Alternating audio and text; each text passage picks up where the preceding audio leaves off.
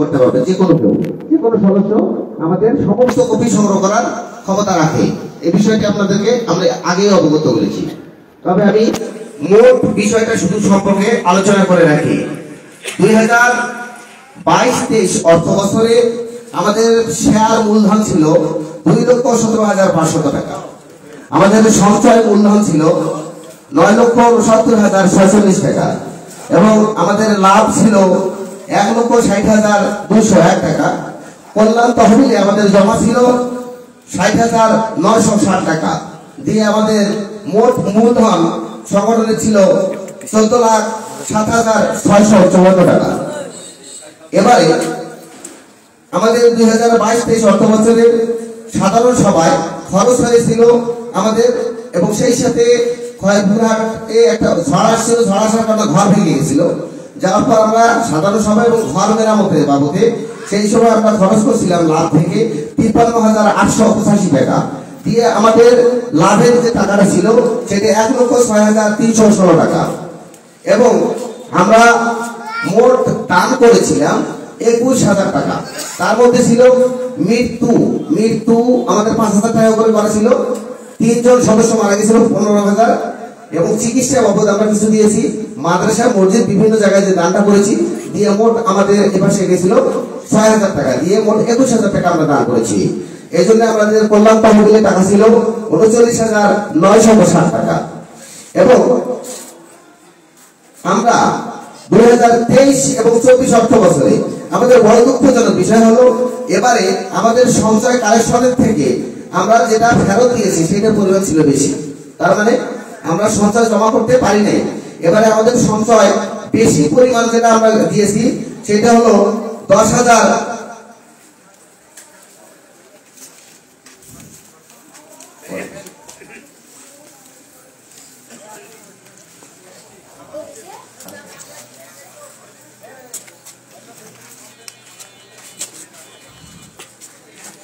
10,602 টাকা আমরা বেশি ফেরত দিয়েছি, মানে যে টাকাটা মোট সঞ্চয় দিয়েছি তার মধ্যে বেশি ফেরত দিয়েছি 10,206 টাকা। এজন্য আমাদের সঞ্চয়ের পরিমাণ দাঁড়িয়েছে 9,58,444 টাকা। আমাদের গতবারে সঞ্চয় ছিল 9,69,646 টাকা। আমরা 10,000 টাকা বেশি সঞ্চয় ফেরত দেওয়াতে আমাদের দাঁড়িয়েছে 9,58,444 টাকা এবং আমরা এবছরে মোট লাভ করেছি 2023-24 অর্থ বছরে আমরা মোট লাভ করেছি যে টাকাটা আয় ব্যয় সমন্বয় করার পর আমাদের যে টাকাটা লাভ গেছে সেটা 76,574 টাকা। আমাদের আয় এবং ব্যয়ের আমি খাতগুলো সম্পর্কে একটু সংক্ষিপ্ত ভাবে হয়তো আপনাদের কাছে বর্ণনা করবো। তার আগে একটু বলে নিলাম যে আমাদের মোট লাভ গেছে 76,574 টাকা। কল্যাণ তহবিলে আমাদের আদায় হয়েছে 7,080 টাকা দিয়ে আমাদের বর্তমান মূলধন দাঁড়িয়েছে 14,05,821 টাকা। আমি ব্যয়ের খাত সম্পর্কিত আপনাদের একটু ঋণ মোট কতটা আমরা দিয়েছিলাম এক বছরে। আমরা এক বছরে মোট ঋণ দিয়েছি 8,52,000। আমরা ঋণ আদায় করেছি 8,52,073 টাকা। আমরা মানে লাভ পেয়েছি এখানে 2,04,725 টাকা। আমরা কল্যাণ তহবিলে মোট আদায় করেছিলাম 6,980 টাকা এবং বই এবং আধার দিয়ে আমাদের এটা কল্যাণ তহবিলে জমা হয়েছিল দিয়ে আমাদের কল্যাণ তহবিলে মোট জমা হয়েছিল 7,080 টাকা। আমি এটা বললাম আমরা কত টাকা ঋণ দিয়েছি এবং আদায় করেছি। আমরা মোট এটা আদায়ের সংখ্যা দিয়েছি। আমাদের মোট ব্যয় সঞ্চয় ফেরত দিয়েছি আমরা 84,482 টাকা। এক বছরে আমরা সঞ্চয় ফেরত দিয়েছি 84,482 টাকা আর আমরা সঞ্চয় আদায় করেছিলাম 73,880 টাকা। এই জন্য বললাম যে আমরা 10,000 টাকা শর্ট করে ফেলছি, মানে সঞ্চয় বেশি ফেরত দেওয়ার কারণে।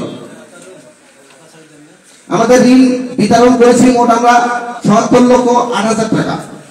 মোট ঋণ বিতরণ করেছিলাম 77,08,000 টাকা। আমরা এ যাবত পর্যন্ত আমাদের ব্যয় হলো 2,64,377 টাকা মোট ব্যয়। আপনাদেরকে সংক্ষিপ্ত আকারে এই বর্ণনাটুকু আমি জানিয়ে দিলাম যে কত টাকা আমরা ঋণ দিয়েছি এবং কত টাকা আদায় করেছি। আমাদের সব মিলিয়ে বর্তমান কোথায় কোথায় টাকা আছে, মোট ঋণ বাবদ আছে 8,60,383 টাকা, ইসলামী ব্যাংকে আছে 322 টাকা, সোনালী ব্যাংকে আছে 2560 টাকা, গ্রামীণ ব্যাংকে আছে 2000 টাকা, মোট 8,65,208 টাকা। এবং হস্তমজুদ মানে যে টাকাটা আমাদের ওই সালের সময় হস্তমজুদ দেখাইছি আমরা, কিন্তু ওটা পরবর্তীতে আমাদের ঋণে যায় এবং হাতে কিছু টাকা থেকে যায় ক্যাশিয়ারে, সেটা হলো 5,40,613 টাকা। এই দিয়ে মোট আমাদের দাঁড়িয়েছে 14,58,021 টাকা। এই হলো আমাদের মোট মূলধন।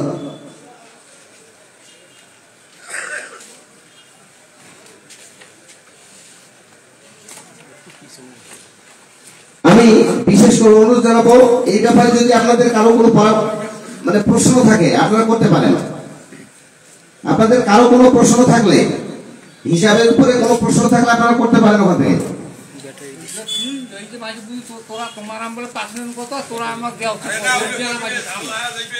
না, যদি কারো কোনো প্রশ্ন থেকে থাকে আপনারা মাউথপিস নিয়ে কথা বলতে পারেন, আপনারা যে কোনো প্রশ্ন করতে পারেন, আপনারা হিসাবের উপরে যে কোনো প্রশ্ন আপনারা করতে পারেন, সেই সুযোগ আছে।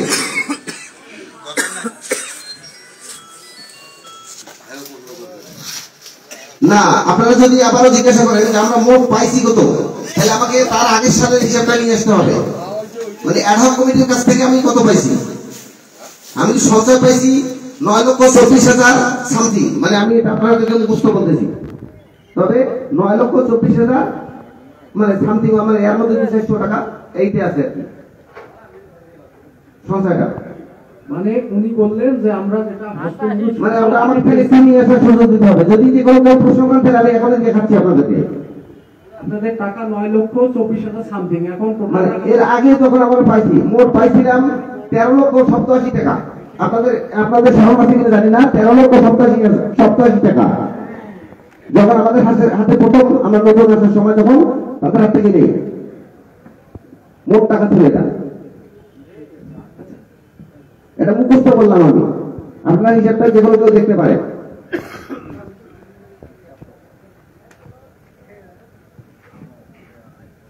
যাই হোক, আপনারা যদি প্রশ্ন না করেন তাহলে আমি বাকিটা আলোচনা যাই। আপনারা যারা এখানে আসছেন, আমি ব্যবসায়ীদের দৃষ্টি আকর্ষণ করছি, আমরা বছরে একদিন আমরা একত্রিত হই এবং আমরা আলোচনা করি ব্যবসার সবকিছু সংক্রান্ত বিষয় নিয়ে, আমাদের সুবিধা অসুবিধা বিভিন্ন কিছু নিয়ে। আপনারা আপনাদের সমস্যাগুলো আমাদের কাছে তুলে ধরবেন, আমরা আমাদের যতটুকু যে জায়গাগুলো আছে সেই জায়গাগুলোতে আমরা আলোচনা তুলে ধরবো। সেই সুযোগ যদি আপনারা না দেন তাহলে এত বিরক্ত হলে আসলে এই সমিতি রাখার কোনো দরকার নেই। যার যা আছে আপনারা নিয়ে এসে সমিতি ভেঙে দেন প্রয়োজনে। এবং এই সমিতিকে আপনারা যে কোনোভাবে মূল্যায়ন করতে চান না, এটার মূল কারণটা আমরা জানি না। আমরা সর্বোচ্চ দিয়ে চেষ্টা করেছি। যাই হোক, আমি রেজলিউশন আজকে যা রেজলিউশন হবে সেই রেজলিউশনটুকু আপনারা আমাকে একটু ফাইনাল দেবেন। মানে রেজলিউশন পাস হবে এই কথাগুলোর মধ্যে দিয়ে আপনাদের বর্তমান সিকিউরিটি ব্যবস্থা নিয়ে আমরা আসার পর আপনাদের কোনো কমপ্লেন আছে নাকি? আপনারা কেউ বলেন। আমরা আসার পর সিকিউরিটি ব্যবস্থা কোনো কিছু হারানো আদার্স কোনো কিছুর উপর কোনো প্রশ্ন আছে নাকি? আপনারা বলতে পারেন। এবং কোনো সমস্যা আছে নাকি, কোথাও কোনো অভিযোগ থাকলে আপনারা সরাসরি বলতে পারেন যে আমার এই অভিযোগ আছে। সিকিউরিটি বলতে ভাই বুঝাতে চেয়েছেন যে পাহারাদার, রাত্রেবেলা যে পাহারাদার, ওই পাহারাদারের আপনাদের কোনো কমপ্লেন আছে কিনা আপনারা বলতে পারেন। নাই, আপনাদের নাই, আপনারা কি মতামত দেন? নাই, ধন্যবাদ আপনাদেরকে। এখন নিয়মিত সঞ্চয়, আমাদের সঞ্চয় বাড়তেছে না বরং কমতেছে। এটার দুঃখ আর থেকে আর কিছু নেই। এখন নিয়মিত সঞ্চয়ের সিস্টেমটা আপনারা কি করবেন একটু বলবেন ওখান থেকে। নিয়মিত সঞ্চয় কি আপনারা করবেন প্রতি মাসে, নাকি এটা বন্ধ করে দেবেন? হ্যাঁ না বলেন, আপনারা কি বন্ধ করবেন? বন্ধের পক্ষে না সঞ্চয় চালুর পক্ষে?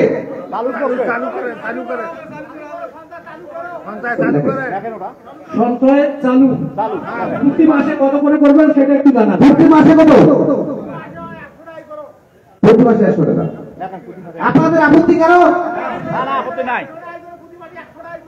আচ্ছা, কয় মাস সঞ্চয় না দিলে সবজি বাজার থেকে দেবে? আপনারা বলেন, মানে স্থগিত করা যাবে, আমরা একবারে বাতিল করতে পারবো না। 6 মাস সঞ্চয় না দিলে সবজি বাজার স্থগিত, মানে ওনারা ভোটার হতে পারবে না। কিন্তু আমি আবার আগের বলে দিচ্ছি, 6 মাস।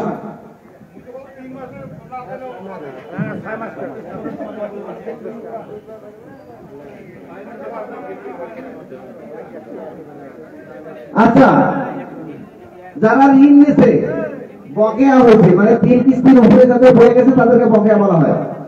যারা ঋণ নিয়েছে বকেয়া আছে, তারা কি ভোটার তালিকায় থাকবে কি থাকবে না? তাহলে ভোটার তালিকায় থাকবে কি থাকবে না? তাহলে ভোটার তালিকা থেকে আউট করবো? তাহলে না জয়যুক্ত হয়েছে নাকি?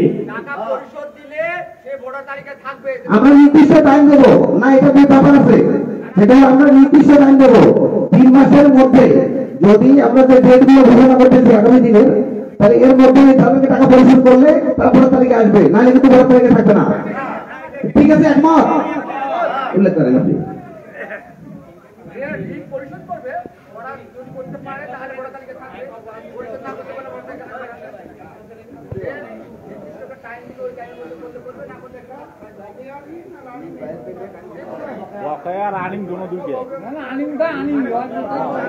আর একটা বিষয় আপনারা আমাকে এখন ক্লিয়ার করে একটু, সেটা হলো আগামী দিনে আমরা ব্যবসায়ী সমিতি থেকে আমাদের সদস্যদের মাঝে ঋণ দেওয়ার কারণে আমাদের মানে ঋণের কার্যক্রমটা পরিচালনা করতে অসুবিধা হচ্ছে। অনেক বাহিরের আছে, তারা আমাদের ব্যবসায়ী সমিতির সদস্য নয়, তারা ঋণ নিতে চায় এখান থেকে। আমরা কি সেই ঋণটা দিতে পারবো? ওটা না লেখেন আপনি। আচ্ছা, তাহলে এই কমিটির ব্যাপারে বর্তমান যে কমিটি আছে, আপনারা মনে করবেন যে নির্বাচনের আগে তাদেরকে বহিষ্কার করা যাবে না, বাতিল করা যাবে না, এটার কোনো সুযোগ নেই। আজকে সাধারণ সভা, আজকে কিন্তু ভোট।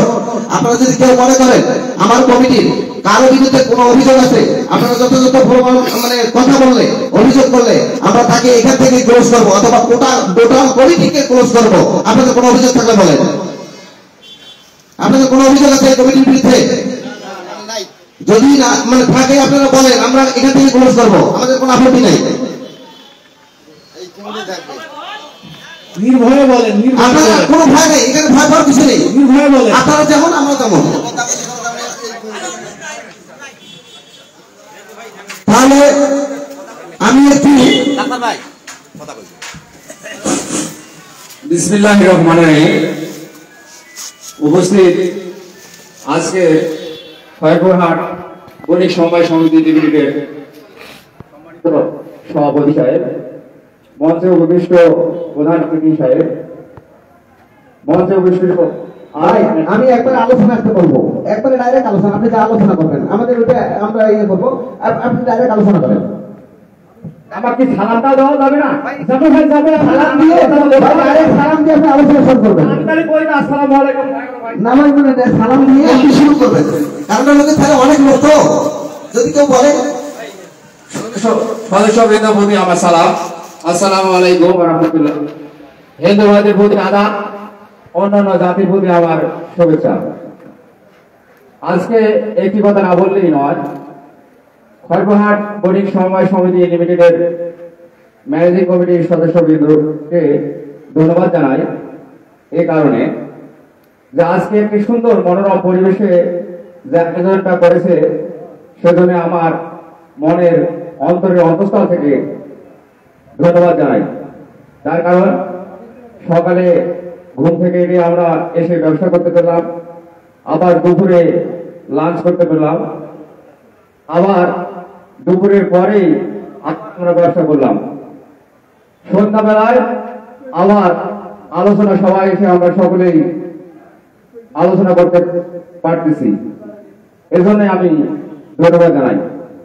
তবে একটি আমার কথা যে খয়রপুরহাট বণিক সমবায় সমিতি লিমিটেডের ম্যানেজিং কমিটির সদস্যদের প্রতি যে আপনারা সমিতির উন্নয়ন করবেন না সদস্যের উন্নয়ন করবেন, আমার একটা প্রশ্ন।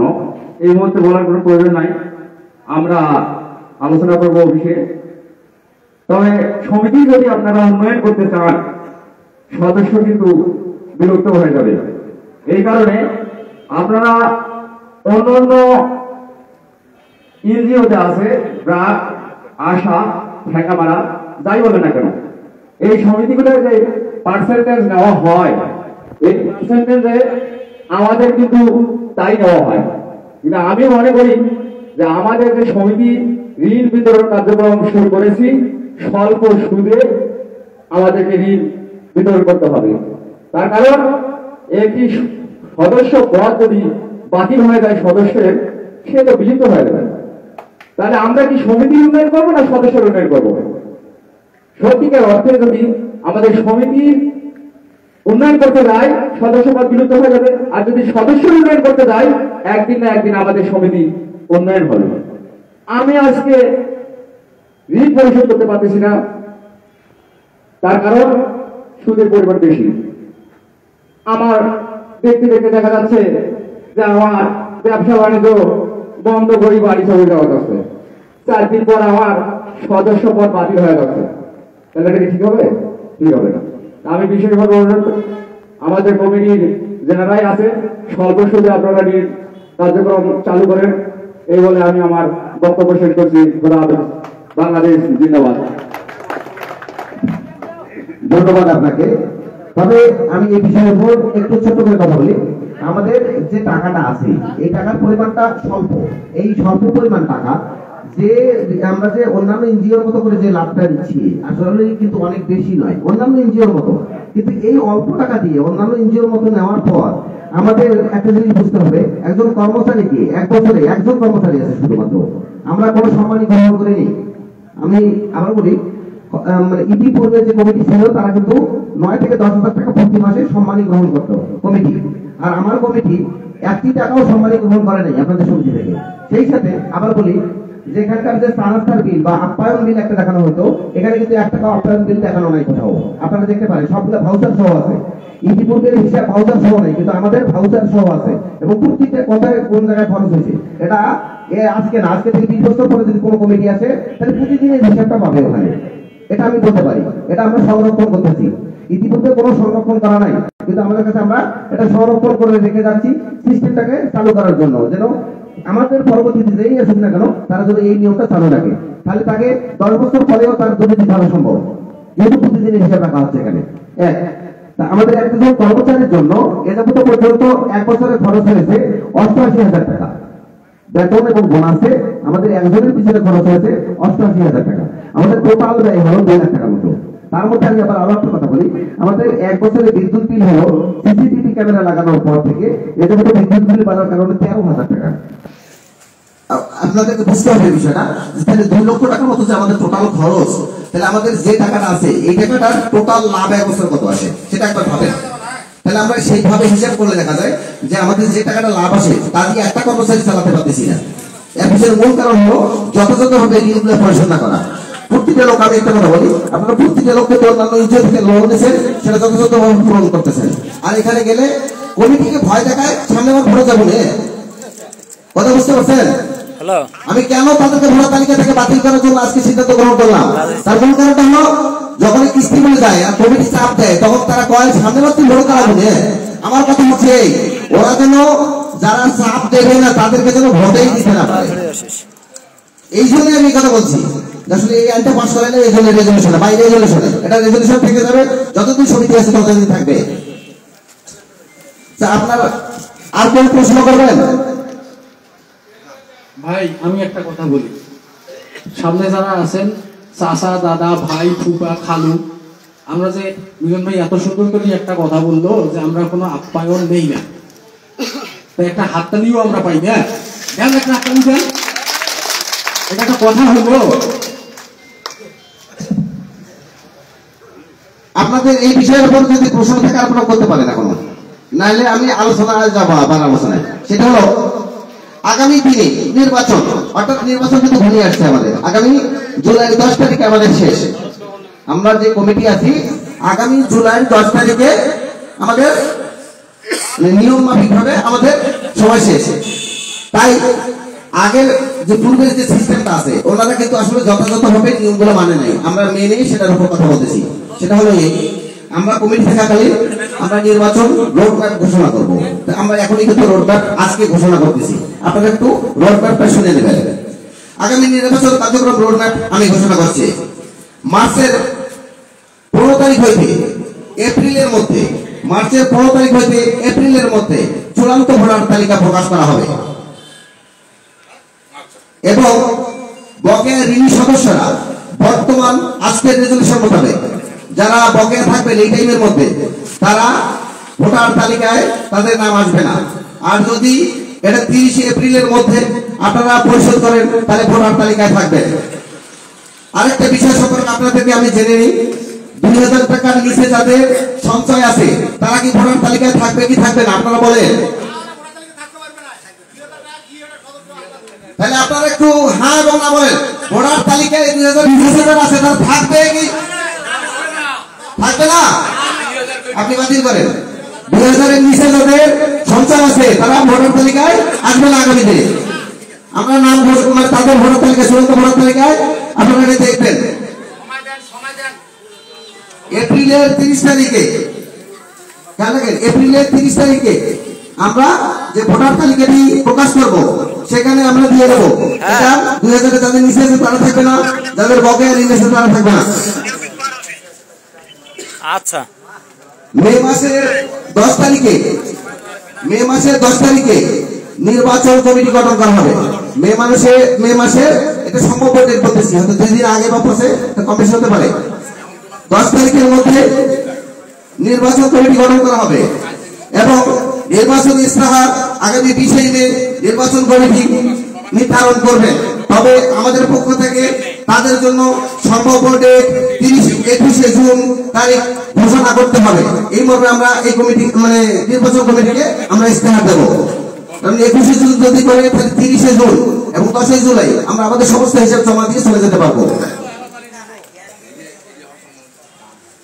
আপনাদের এই ব্যাপারে কোনো মত থাকলে আপনারা বলতে পারেন।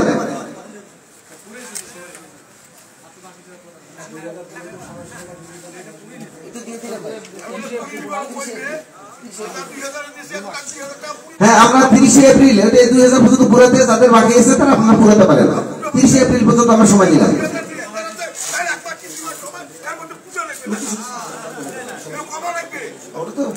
যারা নতুন সদস্য হয়েছেন তাদের কিন্তু অলরেডি 2000 টাকা কমপ্লিট হয়ে গেছে, ওটা 2000 টাকা কমপ্লিট হয়ে গেছে, ওরা দিয়ে দিয়েছে। তারাই শুধুমাত্র এখানে কার্ড পাইছে এবং তারা আসছে। যাই হোক, আমাদের আজকে সাধারণ সভা এ পর্যন্তই আলোচনা সমাপ্তি ঘোষণা করছি এবং আমি আমার পক্ষ থেকে কিছু আলোচনা আপনাদের মাঝে করছি। আমাদের অন্ধকার সভার প্রধান অতিথি জনাব এজেডএম মেনহাজুল হক স্যার, ওনাকে নিয়ে আসার পিছনে আমাদের কিছু উদ্দেশ্য আছে। সেই উদ্দেশ্যগুলো সম্পর্কে আমরা আমার শ্রদ্ধা চাচাকে অবগত করছি। আমি গত নির্বাচনের কথা প্রতিশ্রুতি দিয়েছিলাম, মাইকে বলছিলাম যে আমি পানি ট্যাঙ্কির ব্যবস্থা করবো। 20,000 লিটার পানি ট্যাঙ্কির আবেদন করেছিলাম আমার কমিটির পক্ষ থেকে। আমরা কমিটি সবাই মিলে 20,000 লিটার পানি ট্যাঙ্কির আবেদন করেছিলাম। এটা পাস হয়েছিল 15,000 লিটার। এই পাসটাকে বাতিল করা হয়েছে। আমাদের 10 নম্বর ইউনিয়ন চেয়ারম্যান এটাকে বাতিল করে দেয়। বাতিল করে দেওয়ার পর আমরা কিন্তু এই পানি ট্যাঙ্কি আর পাইলাম না। এটা আমাদের মধ্যে খুব কষ্ট, কারণ আমরা বলছিলাম যে একটা পানি ট্যাঙ্কি করবো। আমরা বলেছি সিসি ক্যামেরা দেবো, আমরা সিসি ক্যামেরা করেছি। আমাদের আর একটা প্রতিশ্রুতি ছিল সৌর বিদ্যুতের।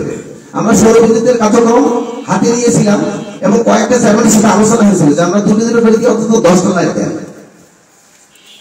এই যে একটা গন্ডগোল দেশে সমস্যার কারণে তারা কিন্তু আমাদেরকে দিতে পারেনি, তবে আমাদেরকে প্রতিশ্রুতি দিয়েছিল ওটা করবে। শেষ পর্যন্ত আমরা এই কাজটাতে ব্যর্থ হয়েছি।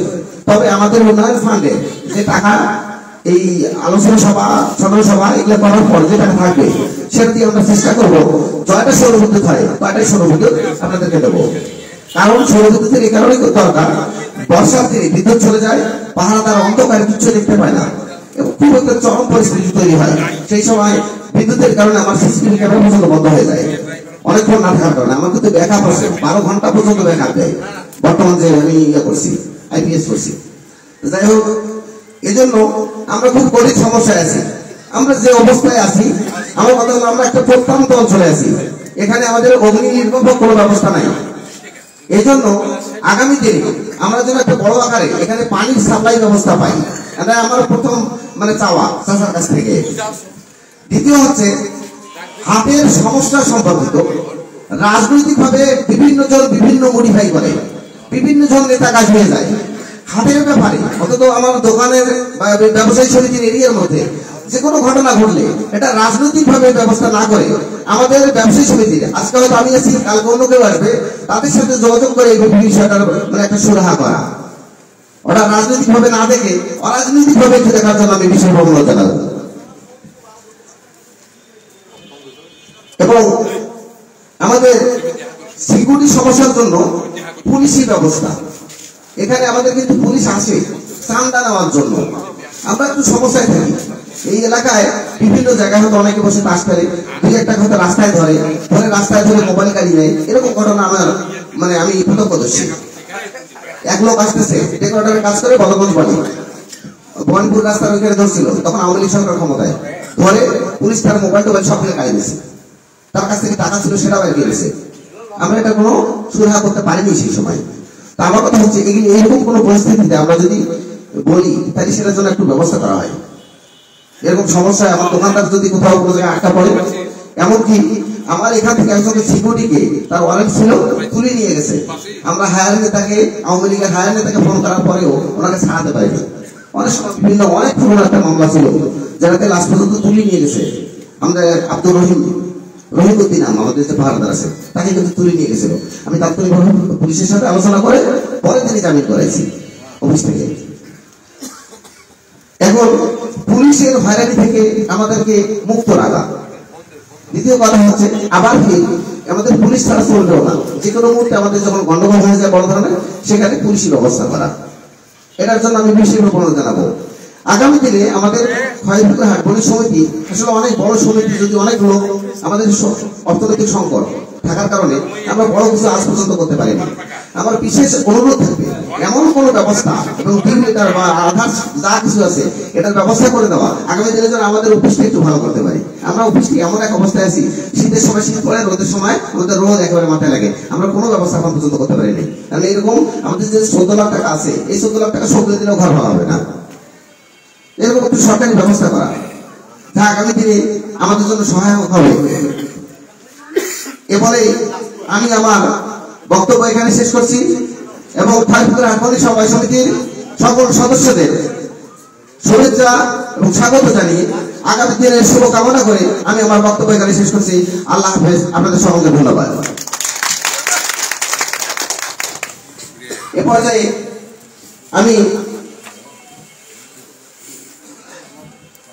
আমি আমার শ্রদ্ধেয় চাচা পার্বতীপুর ফুলবাড়ি অত্র এলাকার আমাদের আশার প্রদীপ, আমার শ্রদ্ধেয় চাচা আলহাজ এজেডএম মেহজুল হক চাচাকে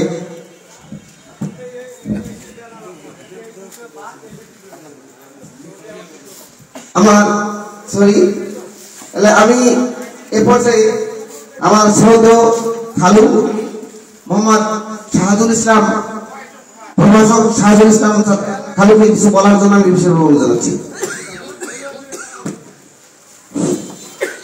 বিসমিল্লাহির রহমানির রহিম। আজকের খয়রপুকুর হাট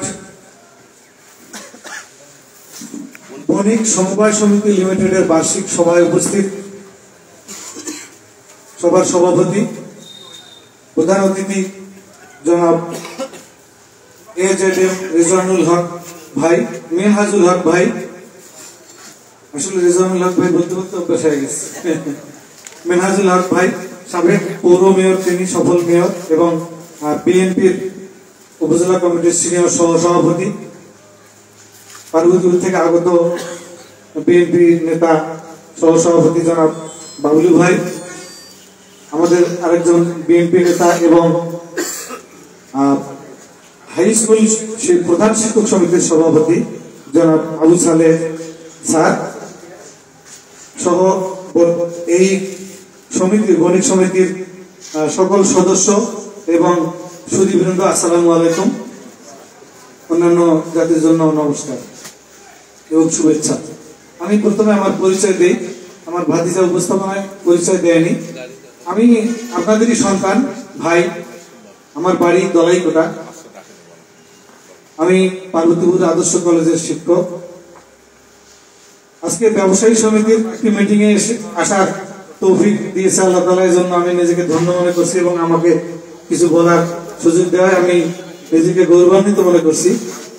আপনাদের যেমন এই বণিক সমিতি, পার্বতীপুরে একটি ব্যবসায়ী সমিতি আছে, নাম শুনছেন অবশ্যই, পার্বতীপুর বহুমুখী উন্নয়ন সংস্থা। আমি সেই সংস্থার একজন সদস্য এবং 2000 সাল ভুলে গেলাম সালটা, কয়েক বছর আগে আমি নির্বাচন করে সেখানে কোষাধ্যক্ষ নির্বাচিত হয়েছিলাম। পার্বতীপুরের মধ্যে সবচেয়ে বড় ব্যবসায়ী সমিতি, সেখানকার সদস্য প্রায় 500 জন এবং টাকার অঙ্ক শুনলে অবাক হয়ে যাবেন, কোটি পার। সেখানে আমি 3 বছর কোষাধ্যক্ষের দায়িত্ব পালন করেছি। অতএব ব্যবসায়ী সমিতি সম্পর্কে আমার একটা বাস্তব অভিজ্ঞতা আছে। আমি সেই অভিজ্ঞতার আলোকে আপনাদেরকে বলবো, সেটা হলো যে আপনারা নিয়মিত সঞ্চয় দিবেন। সঞ্চয় না দিলে কিন্তু নিজের সদস্য হিসেবে অধিকারটা থাকে না। এবং আপনারা এরকম বার্ষিক সভায় সেই হিসাবগুলো আপনারা বুঝে নেবেন এবং নিয়মিত অফিসে যাবেন, আপনার নিজের হিসাবটা বুঝে নেবেন ঠিক আছে কিনা।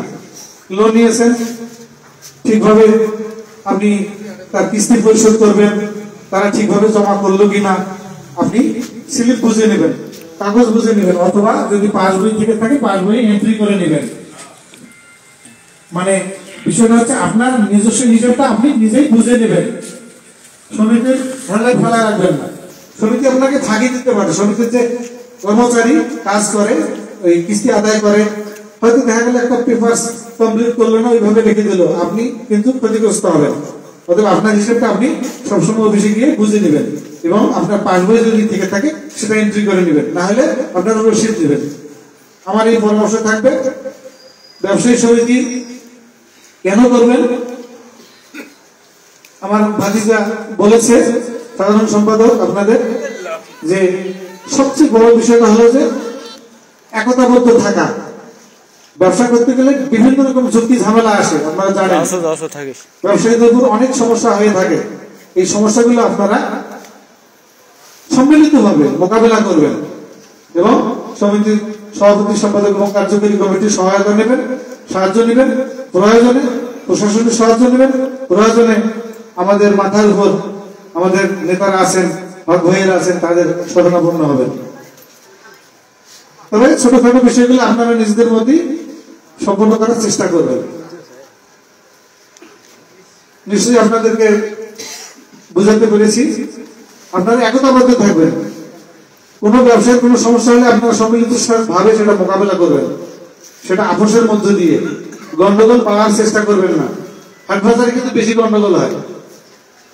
অনেক মানুষ এখানে, অনেক ব্যবসা প্রতিষ্ঠান, এগুলো আপনারা সবাই সম্মিলিত ভাবে একতাবদ্ধ থেকে আপনারা মনে করবেন যে আপনার একটা পরিবার, একে অপরের সহযোগিতায় এগিয়ে আসবেন। এই হলো আমার বক্তব্য। আমি অন্য বিষয়ে যাব না। আরেকটা পরিচয় আছে আমার, আমি একজন সাংবাদিক, পার্বতীপুর প্রেস ক্লাবের বর্তমান সাধারণ সম্পাদক। যে কোনো বিষয়ে যদি প্রেসের প্রয়োজন হয় আমাকে স্মরণ করবেন, আমি আপনাদেরকে সহযোগিতা করব। সবার সুস্বাস্থ্য ও মঙ্গল কামনা করে আমি শেষ করছি। ধন্যবাদ সবাইকে। জয় হোক বণিক সমিতি খড়পুকুর হাটে। সবাইকে ধন্যবাদ। আসসালামু আলাইকুম।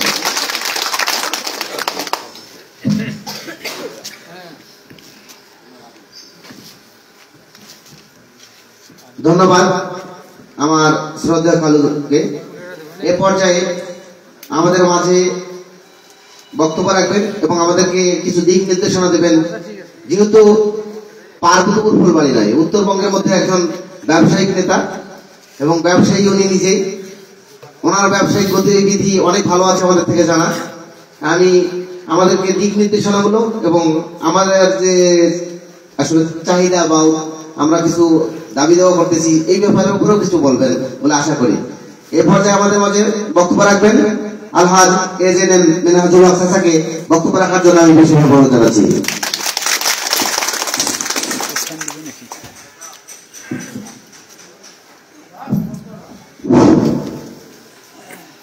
বিসমিল্লাহির রহমানির রহিম। খড়পুকুর হাট বণিক সমবায় সমিতি কর্তৃক আয়োজিত আজকের এই সাধারণ সভার শ্রেষ্ঠ সভাপতি জনাব সাজ্জাদ হোসেন, মঞ্চ উপবিষ্ট সাধারণ সম্পাদক ডাক্তার এম এন মিলন সহ বিশেষ অতিথিদ্বয়, আমার সফর সঙ্গীবৃন্দ, অত্র এলাকার মুরব্বিয়ান এবং অত্র সমিতির পরিচালনা পর্ষদের সম্মানিত সদস্যবৃন্দ এবং সদস্যবৃন্দ সকলের প্রতি সালাম, আসসালামু আলাইকুম। হিন্দু ভাইদের প্রতি নমস্কার। আজকে এই সুন্দর সন্ধ্যায় বিশেষ করে এত সুন্দর অনুষ্ঠানে উপস্থিত হতে পারে নিজেকে অত্যন্ত ধন্য মনে করছি। সেই সাথে পার্বতী পৌরবাসীর পক্ষ থেকে আপনার আন্তরিক ধন্যবাদ ও মোবারকবাদ জানাচ্ছি। যে আসলে বণিক সমিতি আপনি সাধারণ সভার মনোযোগ সহকারে শুনতেছিলাম। এই সমিতির সাধারণ সদস্যরা খুবই ভদ্র এবং নম্র।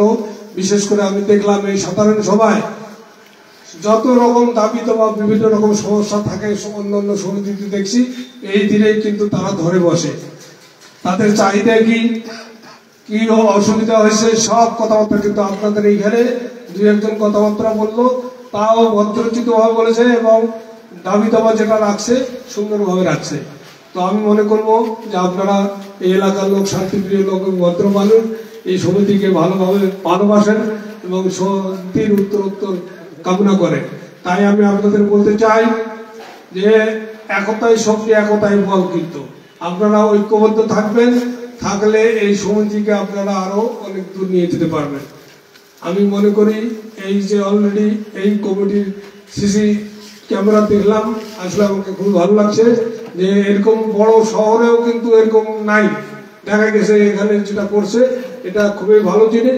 এটা দিয়ে আপনাদের ব্যবসায়িক সমিতির যত দোকানপাট আছে ব্যবসায়িক ভাইরা তাদের রাত্রে পাড়ার ব্যবস্থা হবে। সিসি যদি কোনো দুর্ঘটনা করে এই সিসি ক্যামেরার মাধ্যমে আইডেন্টিফাই করতে পারবেন। তাই আমি আসলে এই দিকটি খুব ভালো মনে করছি। আর একটা জিনিস হলো যে আপনারা সঞ্চয় ঠিক মতো দিবেন এবং আপনাদের হিসাবটা ঠিক মতো রাখবেন। বিশ্বাস নিজেকে করবেন, অন্যকে কিন্তু করতে হবে, নিজেকেও বিশ্বাস করে কাজটা করবেন। তাহলে আপনার জিনিসটা ঠিক থাকলো কিনা এটাও দেখতে হবে। কারণ সময় অনেক জায়গায় দেখেন পেপার পত্রিকা খুললেই যে অমুক ভাবে প্রতারণা হয়েছে, অমুক ভাবে হয়েছে, এই টাকা খোয়া গেছে, এই আমি অনেকের হিসাব তো রাখে না, আমার মনে হচ্ছে এত টাকা আসলে আমার কমে গেল কেন, এরকম নানা রকম কথাবার্তা কিন্তু আসে। এই জন্য আপনারা সঞ্চয় করবেন, আপনার সঞ্চয়টা অফিসে আসে দেখে নেবেন এবং যাতে আপনার ঠিক থাকে। তবে কমিটির লোকজন ভালো আছে, ইনশাল্লাহ আপনারা সেটা ভালো পাবেন আমি বিশ্বাস করি। আর একটি কথা বলতে চাই যে আসলে ওনারা এই সমিতির পক্ষ থেকে দাবি দেওয়া দুইটা ঠিক করেছে, সেটা ন্যায্য দাবি। আসলে এই প্রত্যন্ত অঞ্চলে এই এলাকার আসলে পানির নিচে লেয়ার অনেক, পানির সমস্যা। তো অলরেডি ওনারা চেষ্টা করেছিলেন পানির ট্যাঙ্কির ব্যাপারে। তবে আবারও আমি বলবো যে আবারও ওনাদেরকে অনুরোধ করবো যে ওনারা যেন যথাযথ কর্তৃপক্ষের আবেদন করে আমি সহযোগিতা করব, যাতে ইনশাআল্লাহ আগামী দিনে সমস্যার সমাধান হয়ে যায়। পাশাপাশি আরেকটি কথা বলতে চাই, এই ব্যবসায়িক সমিতি আপনারা ভালোভাবে থাকবেন, যাতে আপনাদের সমিতি ঠিক থাকে এবং আপনারা সকলে মিলে যাতে একজন অপরজনের প্রতি ভালোবাসা এবং দেখাবেন, যাতে আপনাদের ঐক্যবদ্ধতাটা ঠিক থাকে। তাই আশা করবো আপনারা এই পরিবেশে থাকবেন এবং আরো যে দু একটি কথা বলেছে সেই ব্যাপারে আমি সহযোগিতা করব, এই আশাবাদ ব্যক্ত করে আপনাদেরকে সকলকে আবারও ধন্যবাদ জানিয়ে আপনাদের সকলের সুস্বাস্থ্য দীর্ঘায়ু মঙ্গল কামনা করে আমি আমার কথা শেষ করছি। খোদা হাফেজ। বাংলাদেশ জিন্দাবাদ। কর্পোরেট বণিক সমিতি জিন্দাবাদ।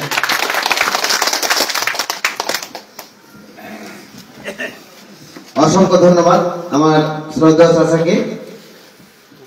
এবারে শেষ পর্যায়ে বক্তব্য রাখবেন এবং সভাপতি বক্তব্য রাখবেন। সেই সাথে আমি সভাপতিকে একটা বিষয়ে একটু টাচ করার জন্য বিশেষ করে জানাবো, সেটা হলো আমাদের কাছে একটি আবেদন করেছে, সেটা হলো পাহারাদাররা।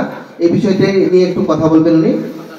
আর আমি অনুরোধ করতেছি যে এ পর্যায়ে আমাদের মাঝে সভাপতি বক্তব্য পেশ করবেন অধ্যকার সভার সভাপতি এবং খয়রপুরহাট বণিক সমবায় সমিতির সভাপতি মোহাম্মদ সাজ্জাদ হোসেন। সাজ্জাদ হোসেনকে বক্তব্য রাখার জন্য আমি বিশেষভাবে অনুরোধ জানাচ্ছি। ধন্যবাদ সবাইকে সুশৃঙ্খল ভাবে আমাদের অনুষ্ঠান শোনার জন্য। আজকে সবার বিশেষ করে সব কথাই প্রায় শেষ, সবাই সুন্দর সুন্দর কথা বলেছেন। আমাদের প্রধান অতিথি ওনার বক্তব্য শুনে আমি মুগ্ধ হয়েছি, আপনারাও মনে হয়েছেন, খুব সুন্দর সুন্দর কথা বলেছেন উনি। আজকে পাহাড়দার বিষয়ে একটি কথা না বললেই নয়, ওনাদের বেতন বৃদ্ধির ব্যাপারে ওনারা একটা দরখাস্ত করেছেন। আসলে জিনিসপত্রের যে দাম এই বাজারে টিকে থাকাই মুশকিল। যাই হোক, আপনাদের কাছে একটা বিনীত অনুরোধ আমার, আপনারা পাহারাদারদের বিলটা 1 থেকে 5 তারিখের মধ্যেই দেওয়ার চেষ্টা করবেন। আপনারা কি বলতেছেন? 1 থেকে 5 তারিখের মধ্যে একটা দোকানে যাই, আমি নিজেও হাঁটছি এই পাহারাদার ভাইদের জন্য, বলে কি যে একটু পরে দেখছি, আবার গেলাম কালকে দিব। আচ্ছা, একটা দোকানে যদি এইভাবে যাই 2 দিন 3 দিন 4 দিন, তাহলে কেমন লাগে বলেন তো? আমার বিনীতভাবে অনুরোধ, আপনারা পাহাড়দার ভাইদের বিলটি 1 থেকে 5 তারিখের মধ্যেই দিবেন। আবারও করজোর করে হাত মিউটি করে বলতেছি ভাই দিয়েন, কারণ দোকান শেষ করে আপনারা যান রাত্রের বেলা সুন্দর করে ঘুমান। এই পাহারাদার আর এই আমাদের ভরসায় সিসিটিভি, তারা কিন্তু অনেক পরিশ্রম করে। একটা পান খান 5 টাকা দাম, তাহলে 30 দিনে একটা পানের দাম কত হিসাব করেন তো? 150 টাকা। অনেক দোকান আছে 100 টাকা, ওই 100 টাকায় দেয় না। আবার অনেক দোকান আছে 800 টাকা, সে গেলে আবার ধাম করে 800 টাকা বার করে দেয়। আমার অনুরোধ ভাই, পাহারাদারদের বিলটা একটু দিয়েন। আর এদের বেতন বাড়ানোর ব্যাপারে কি কিছু করবেন? সিদ্ধান্ত আপনারা দেন। যার 100 টাকা আছে 20 টাকা বাড়িয়ে দিলে কিন্তু একটু বাড়ে বেতন। আমাদের পাহারাদার ভাইদের বিল দিতে হিমশিম হচ্ছে, এখন বিল আটতেছে না, শর্ট হয়ে যায় প্রতি মাসে। একটু কথা বলেন আপনারা, একটু কথা বলেন, নেন মার্কস নেন, কারো যদি কোনো কথা থাকে বলতে পারেন।